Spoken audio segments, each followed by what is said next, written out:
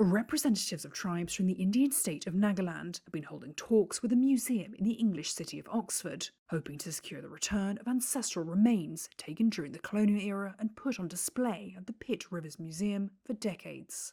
The museum, which displays collections from Oxford University, holds the world's largest Naga collection. That includes thousands of artefacts, including 41 human remains, primarily skulls, and 178 objects that contain or may contain human hair. Historians say some of the remains were taken by colonial officers from burial sites and battlefields in Nagaland, where for centuries headhunting was common practice. Others were looted in acts of violence. The Pitt Rivers Museum removed all remains from public display in 2020, including those belonging to anthropologist Professor Dolly Kikon's ancestors. This museum has the biggest collection of the Naga people in the world, more than 6,000 pieces or so.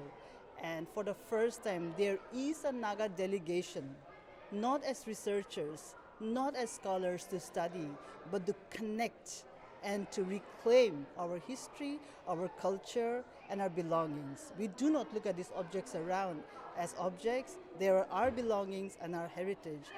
Vihuta Asumi, the president of the tribal body Sumi Hoho, is part of the delegation. We thought that our ancestors who were taken away far from home in a foreign land, we believe that their souls are restless. They have to find peace.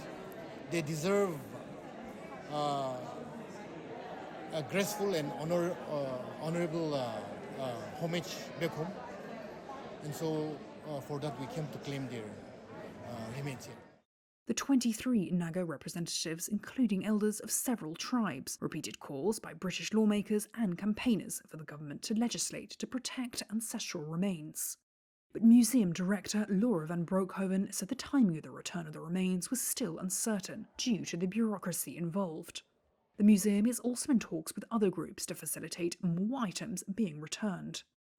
It was also really clear that the people that we were working with, a lot of indigenous people, have been telling us, and us being Europe, I suppose, and all the museum worlds, already for over 100 years really, that they do not want to be put on display like this. They don't want to be they don't want their ancestors to be put on display. They want their ancestors to come home.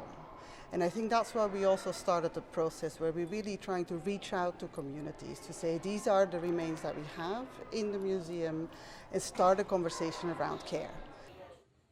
There have been growing calls for such remains, as well as stolen art, to be returned to their communities as part of a centuries-old movement demanding reparations for colonialism and slavery.